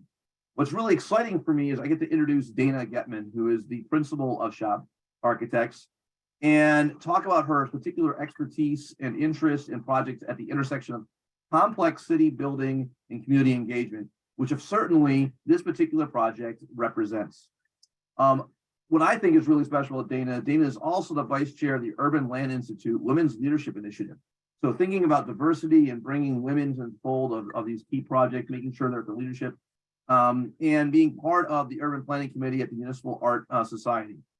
She is a Cornell graduate, so she has spent some serious time in New York, not only in the city, but in upstate New York, so that's great to hear. And she also teaches as along the way. So with that, I'm going to pass this mic back over to Dana and let her talk about the project and this award. Thank you, Dana. Thank you so much, Eric. Can you guys hear me okay? I'm actually at one of our projects in New York right now, but as someone who my first experience in New York was upstate through Cornell, as you mentioned, it's really an honor to be given this award by the U.S. Green Building Council, but also for this incredible project. As was mentioned, Peter mentioned, this is on the heels of COP22, and as designers, planners, and urban thinkers, the environment and what you all work towards is really critical. Our work is in the future, and we're always thinking about how we build for the next generation. And this is a critical component and a core to our purpose as a firm. But also on the heels of, Eric, I think you mentioned before, Veterans Day, and this building being of and for the veteran community that serves all of us in this country. And so it was a very humbling and exciting experience to be able to work on this project with Ron and with Syracuse University to really create a new home for the incredible veteran groups on the campus. And as Ron went into the amazing detail of the history and legacy and current network. You know, what was really exciting to us was how we can pull these groups together and create links and bridges with the veterans resource groups, with each other, with the university and the campus, with those veterans groups, but then also with this project being sited on the edge of campus with the campus and the greater Syracuse community as well. I think has been mentioned a couple times in the awards, these don't happen without a team, and having Ron as the PM and key contact for us from the conception of this project was really critical to getting this right. And there's nothing better that you can hear that they love the building. It doesn't matter what I think of the building, but that Ron and his team love it is really meaningful and impactful for us. And so Ron is that key team member in the entire Syracuse University team. This wouldn't happen without them and their collaboration. The shop team, you know, Gala Shin is on the line. She was one of the key team members in designing the high performance enclosure as part of this. But we also worked with incredible engineers, including TT for structural GHD group, ME Engineering, LSTN Consultants, and Structure Fusion for the beautiful CLT wall that you see wrapping the auditorium in the building that really gives it that warmth and presence, to theater projects, Tillotson for lighting, and United Spinal for accessibility. And accessibility is one of the core tenets in this project. And I know you speak a lot about how our buildings perform and how they perform for the environment, but how they perform for people, especially people of varying needs and access requirements. If this entire publicly accessible ground floor was accessible to all without getting in an elevator through ramps and slope surfaces, was really a key piece in working with Ron and the team through that design process. We're also proud of the sustainability achievements. One of the main spaces on the upper level in the office cloud is this great lawn, which we call the parade ground, which is serves for water retention. So it has the environmental purpose, but it also is a place for people to gather, and it brings light and biophilia into the office and more intimate and private spaces in that floating cloud of the building. We also have high efficiency glazing, a photovoltaic array, energy efficient fixtures, bicycle commuter changing. Again, this link between campus and city, and an ability to really to really support multi-access or multimodal is critical. So with that, I don't want to go to, I know we've already presented this project and Ron did such an eloquent job, but again, we're very humbled and excited to receive this award, excited to be partnered with Syracuse, with NDRC, and please go see the building. It's amazing. And thank you, Ron, and Eric for the kind words. Well, thank you, Dana, for being here and making time, as you are obviously somewhere in the city, navigating the streets. So thank you for that. We next turn to our next presenter, and I want to actually intro the next presenter because most of us here on the call probably have heard of Kevin Stack. We're actually having a unique opportunity tonight to have Kevin present his award named by him for himself, the first ever award winner, the Kevin Stack Award. For those that don't know, Kevin Stack is an ecological builder, building scientist, eco-literacy, educator, biomimicry speaker, and many more things. He has himself developed what he calls the building in nature's image system that he uses and has been a leader. He's a lead fellow, USGBC faculty member. But I want to say something different than most time. This litany of great things he does for us and for our movement is amazing. But I want to talk about Kevin's part, because Kevin breathes and lives sustainability. He breathes and lives nature's image, and he really is that. I come away of every engagement I have with Kevin And I have learned something about myself. I have learned something about what it really means to be a part of this movement. And Kevin epitomizes that on so many levels. And so I wasn't there for the moment that we decided to call this the Kevin Stack Award, but we could not have named this award for somebody more perfect than Kevin in regards to really being the heart of what it is to be a leader in sustainability in upstate New York. So Kevin, I turn to speak over to you to present our award winner for this year, but for you, sir, thank you for all you do and what you've been doing for years now and will continue to do in the future. Eric, thank you. It's because of people like you is why I do what I do. I can't be more grateful to present this award to basically someone who's leading the university that I graduated from and did a lot of teaching at. And whenever I go to an event at ESF, Joni and the ESF community are thoughtful to acknowledge and remind us of the indigenous lands of the Haudenosaunee where we live. What is often forgotten, though, and not said aloud, is what I noticed about Joni's silent, innate, I would use that word, acknowledgement of the lives that first inhabited our place and made life here possible for all of us as a species. Her work gratefully gives homage to the mosses and the lichen, the birds, and maybe most importantly, the trees, and all life that has created a sacred place for us to call home. Her work ethic is described as courageous, visionary, and memorable. When SUNY Chancellor visited the ESF campus recently, she insisted that the students tell the ESF sustainability story. ESF is enrolled in the USGBC True Rating System and Well Equity Program.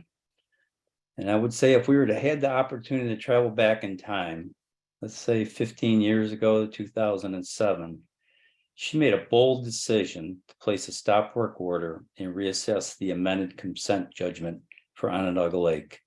She placed her trust in nature, that nature would have the answers, and created a visionary new path for Onondaga County to look to nature as a model and mentor to solve human-made problems. This is probably what we all need to do when it comes to climate change. Her decision 15 years ago set in motion the delivery of much of our fresh air and clean water today. Joni has in essence set the bar for the offsets we all strive to achieve in the ESGs and aligns perfectly with the interdevelopment goals and now DEI. She is in essence the offset that creates all of this.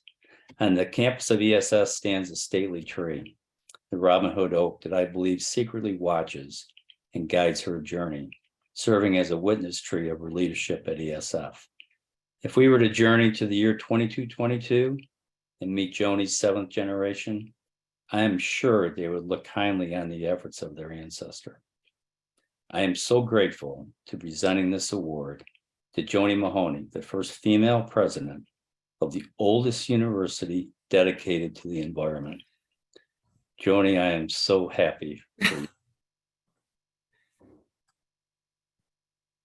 Wow.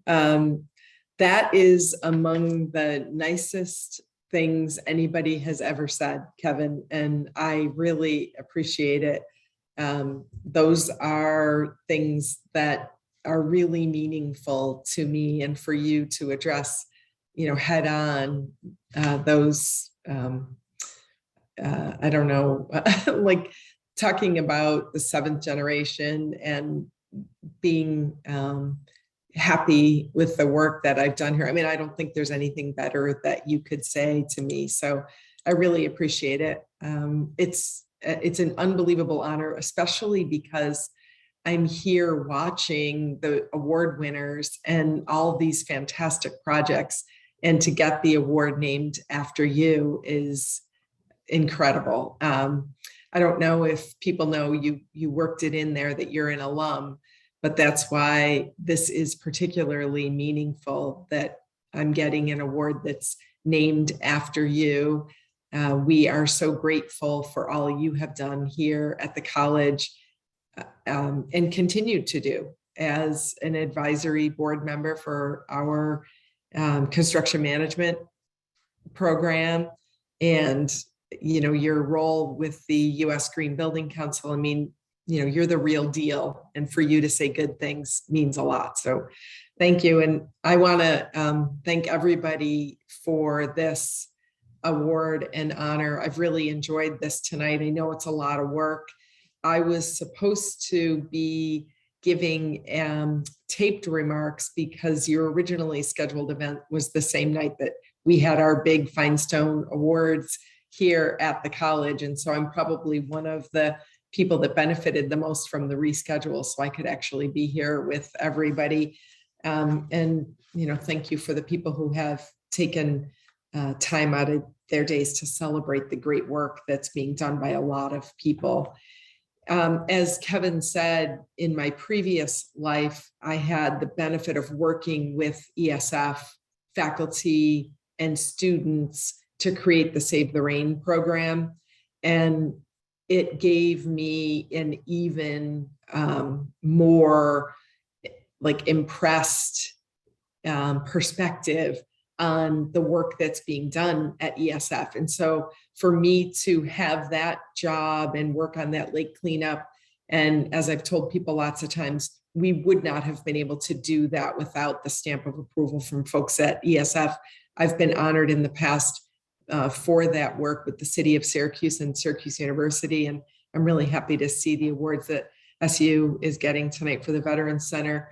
But then to have another opportunity to continue this work in this role here at ESF, I feel like the luckiest person. And now I get to be at the institution that is doing this work, and they really practice what they teach here.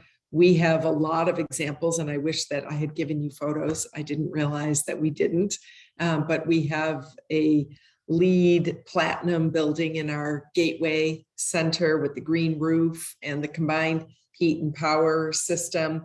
It serves as both a demonstration project, but also a research opportunity for our students and faculty going forward.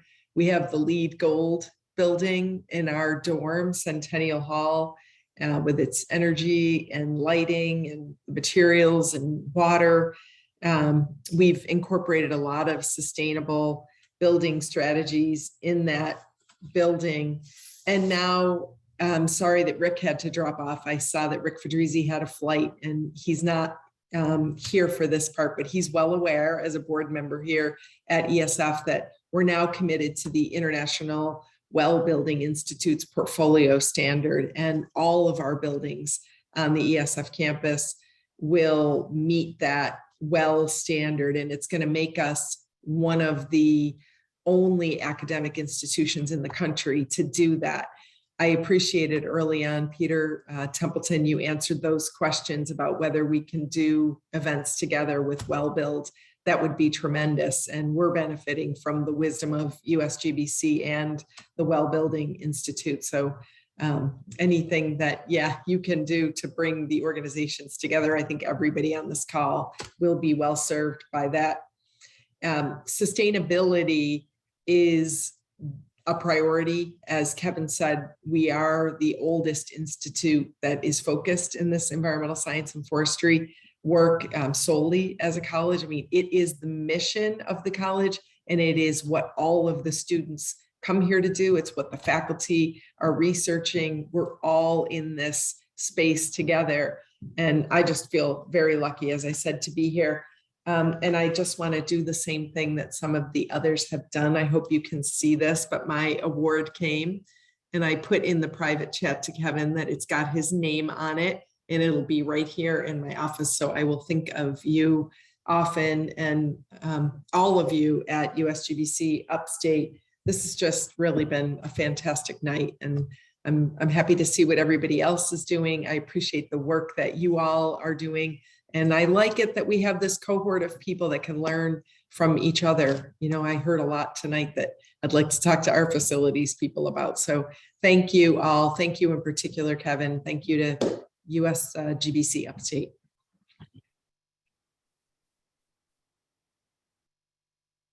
Thank you, Joni. And thank you, Kevin. Amazing. And as always, I'm graciously inspired by your words and the vision that you share with all of us. Rebecca, I believe this is now open for closing, which I have to apologize. I don't know how to follow up with everything that was said tonight. This was truly an amazing event. Again, as much as I wish it was in person, I'm so happy that we were all able to come together virtually and spend this time together. In closing, I want to thank all of you for taking the time to join this discussion in our 2022 virtual Gala event. Special thanks again to Joni and Peter for their guiding words and hope for a brighter green future for all of us. If it was not clear earlier, it is blindingly obvious now that we all have come out of this COVID-19 pandemic, that science, technology, and innovation are indispensable for our response to and recovery from any crisis. Our current environmental resiliency challenge and climate change crisis is a vital issue, not just to our economy, but to all of our families across the state and country. And thank you all for what you have been able to achieve and what brought us all together here tonight. But as always, there is more to be done. The need for green buildings continues to grow as we are confronted with drastic changes to the environment. Green buildings bring multiple benefits, such as creating sustainable and thriving communities and driving economic growth. All the accomplishments celebrated this evening are proof to our commitment to help transform the way buildings and communities are designed, built, and operated through LEED and local and state programs. Equally important is our collaboration in meeting USGBC's vision and proving the value of working together for a built environment that is ecologically, socially, and economically healthy, resilient, and prosperous for all. We'd like to thank NYSERDA for being our premier sponsor for this event and for supporting the upstate New York community. We look forward to meeting you all in person in 2023 and wish you all a happy and safe holiday season as you celebrate the closure of 2022 with your friends and families. And on that, I wish you all, thank you for everything that you do. Yeah. Oh, and Sean, just want to just chime in, just a quick two things. Thank you everyone for attending. We really want to thank our sponsor for this event, NYSERDA. It was nice to see a lot of the intersections in terms of the relationships and projects. So we're really thankful for the support we had this year. And then we'll send this in our follow-up email, but would love if you're interested, if you were motivated and felt inspired to connect with us deeper for the things that you've seen today. I would love to learn more about volunteering or our M Lab. We will follow up with that information. Would love to engage with you. As all of you know, it takes many hands to make light work. And this is a movement that we need a lot of different perspectives and minds behind. So would love to have you bring your energy into our M Lab if you have the capacity to. So with that being said, wanting to thank everyone again and wishing everyone a safe and healthy holiday season. And Rebecca and Monique, just to confirm, the event was recorded and would be available publicly through our YouTube. So Yep. We'll send that information out to all of you as well. Yep, we'll include a link to that in our follow-up email as well. All right, well, thank you everyone. Have a great evening. Thank you, everybody. Everybody. Congratulations to all the awards. Congratulations all. Thank Thank you, you. Thank you. Joni.